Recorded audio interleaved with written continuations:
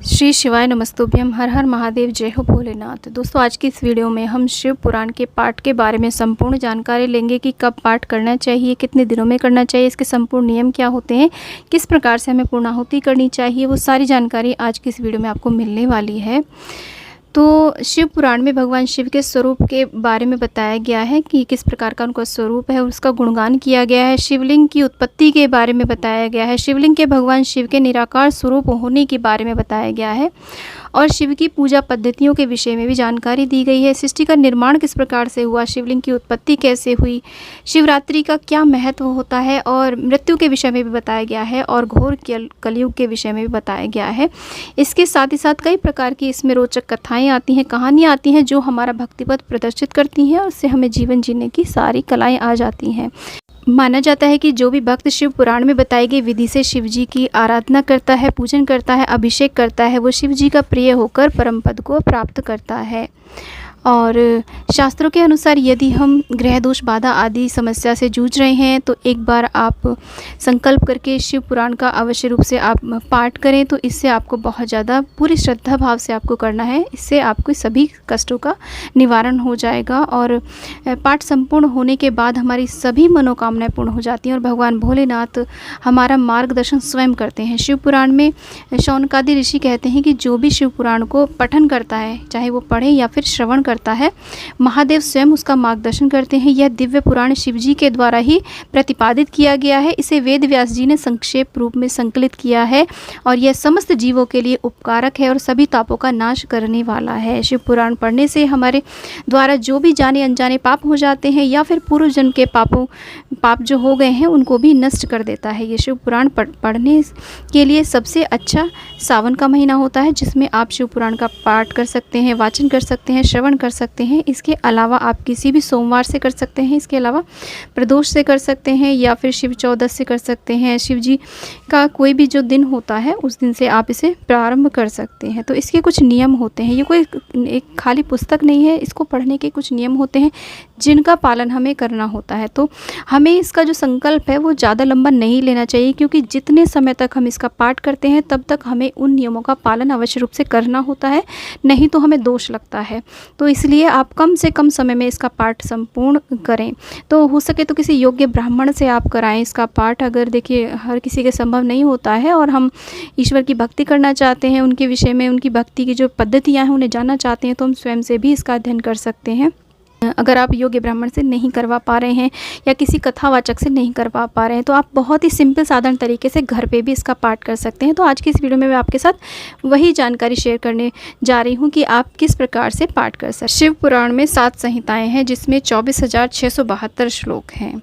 तो देखिए, संस्कृत में पढ़ पाना तो हर किसी के संभव नहीं हो पाता है। तो जो भी गृहस्थी जन होते हैं, जो संस्कृत अच्छे तरीके से नहीं समझ पाते हैं, पढ़ पाते हैं, तो उन्हें चाहिए कि वो हिंदी जो संस्करण है, ये गीता प्रेस गोरखपुर वालों का आता है, काफ़ी ये फेमस है और बहुत ही इसके रीज़नेबल प्राइस भी हैं, तो आप वहाँ से ले सकते हैं।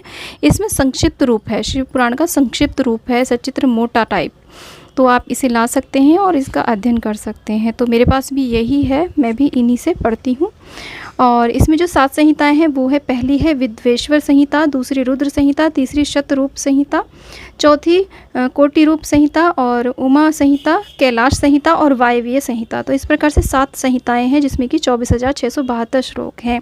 तो सबसे पहले शिवजी ने ही इसका प्रतिपादन किया था और उसके बाद में संक्षिप्त रूप में ये व्यास जी ने इनका संकलन किया। जो भी भक्त पूरे भक्ति भाव से और प्रेम से इसे सुनता है, सुनाता है, पढ़ता है, पढ़ाता है, उसके सभी कष्ट कलेश दूर हो जाते हैं, उसे ज्ञान की प्राप्ति होती है, परम पद की प्राप्ति होती है और शिव जी का वो प्रिय होकर के अंत में गति को प्राप्त करता है। जो भी उत्तम गति होती है भक्त की, उसे वो प्राप्त करता है। तो ये मात्र एक पुस्तक नहीं है, ये महाग्रंथ है, ये महापुराण है, इसे शिव महापुराण कहा जाता है। तो इसका पूरे देखिए, एक तो होता है कि हम सिर्फ और सिर्फ जानकारी लेने के लिए इसका पाठ करें, उसे पाठ नहीं बोला जाएगा, उसे सिर्फ पुस्तक को पढ़ना बोला जाएगा। तो उसे जैसे आप सिर्फ जानकारी लेना चाहते हैं कि शिव पुराण के अंदर है क्या, जितनी भी संहिताएं हैं उनमें क्या है, तो वो तो उसे सिर्फ एक पढ़ना कहलाता है, जिससे आप जानकारी लेना चाहते हैं। लेकिन एक होता है कि जिससे हम पूरी श्रद्धा भाव से, भक्ति भाव से पढ़ रहे होते हैं ज्ञान प्राप्ति के लिए, तो उसका हमें पुण्य फल प्राप्त होता है। जब हम पूरी श्रद्धा भाव से, भक्ति भाव से हम शिव महापुराण का पाठ कर रहे हैं, तो उसके कुछ नियमों का हमें अवश्य रूप से पालन करना है।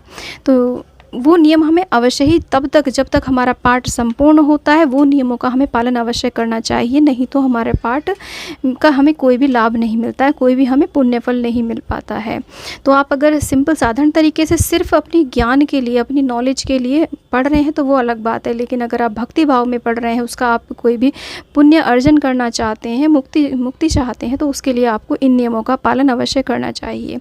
तो जैसे कि मैंने बता दिया है कि आप सावन के महीने में भी इसका पाठ करते हैं, क्योंकि एक तो सावन का महीना जो कि शिव जी का प्रिय महीना है, उसमें भी यदि आप शिव महापुराण का पाठ करते हैं, उसको सुनते हैं या सुनाते हैं, तो आपको बहुत ही ज़्यादा पुण्य लाभ प्राप्त होता है। जो भी आपकी मनोकामनाएं हैं वो सब पूर्ण हो जाती हैं। तो आप सावन के महीने में आप कभी भी पाठ कर सकते हैं, या फिर आप किसी भी सोमवार से इस पाठ को शुरू कर सकते हैं, प्रदोष से शुरू कर सकते हैं, और शिवरात्रि से, जो भी मासिक शिवरात्रि आती है, तब से भी आप पाठ का शुभारंभ कर सकते हैं।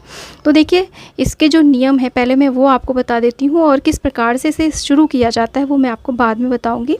तो सबसे पहला नियम तो है ब्रह्मचर्य का पालन करना अनिवार्य है। जब तक भी आपका पाठ चलता है, चाहे वो आप 7 दिन में कर रहे हैं, 12 दिन में कर रहे हैं, या फिर ज़्यादा दिन में कर रहे हैं, महीने भर में कर रहे हैं, तो आपको ब्रह्मचर्य का पालन अवश्य रूप से करना चाहिए। वैसे क्योंकि इसमें 7 संहिताएं हैं, तो ज़्यादातर ये पाठ 7 दिन में संपूर्ण कर लेने चाहिए, क्योंकि जितने भी नियम हैं उनको हमें तब तक फॉलो करना है जब तक हमारा पाठ संपूर्ण नहीं हो जाता। तो ब्रह्मचर्य का पालन करना है और व्रत रखना चाहिए। हो सके तो देखिए, व्रत रखना चाहिए अपनी सामर्थ्य के अनुसार। चाहे तो आप फलाहारी व्रत रख सकते हैं, मीठा भोजन करने के, अन्न का भोजन ग्रहण करके व्रत रख सकते हैं, चाहे तो आप शुद्ध सात्विक एक समय नमक का भोजन खा के भी इस व्रत को कर सकते हैं। और एक बात और है, जब तक आप पाठ ना कर लें, मान लीजिए आपने सुबह शाम दोनों समय आपने पाठ करने का संकल्प लिया है, तो आप जब तक पाठ ना कर लें सुबह का, तब तक आप कुछ भी ना ग्रहण करें, उसके बाद ही आप ग्रहण करें। और शाम का भी ऐसे, शाम का भोजन भी आप तभी ग्रहण करें जब तक आप अपना पाठ संपूर्ण ना कर लें।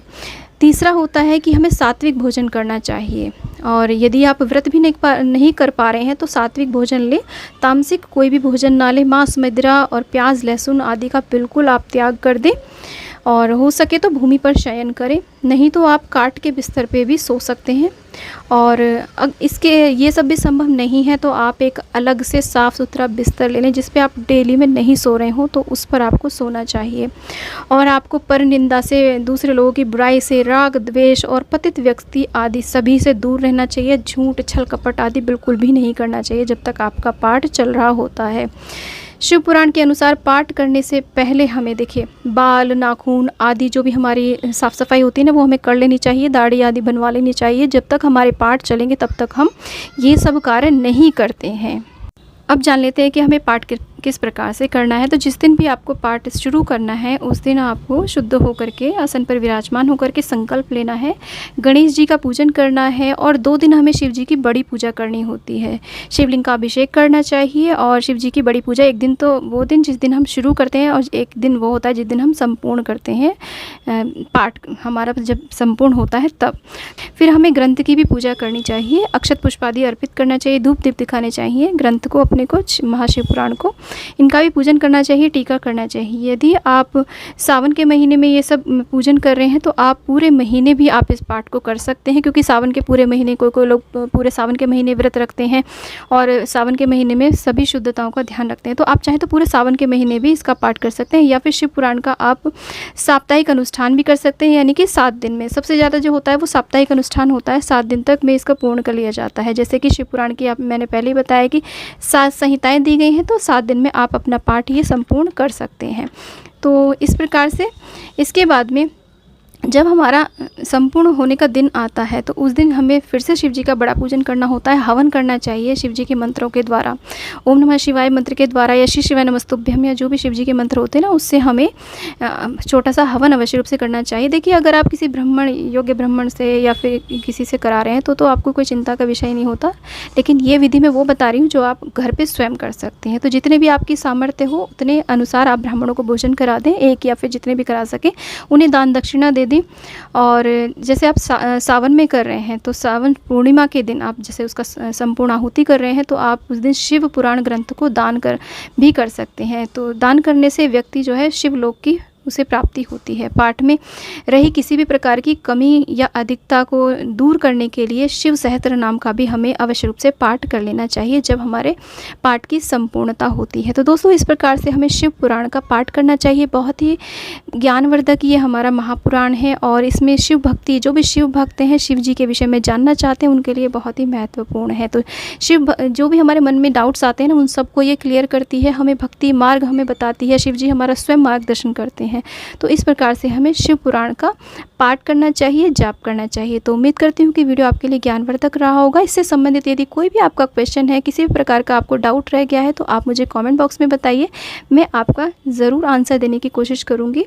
तो इसी प्रकार से शिव भगवान की कृपा आप पर सदा सर्वदा बनी रहे, इसी आशा के साथ दोस्तों विदा लेती हूँ। मिलती हूँ नेक्स्ट वीडियो में, तब तक के लिए श्री शिवाय नमस्तुभ्यम, हर हर महादेव, जय हो भोलेनाथ।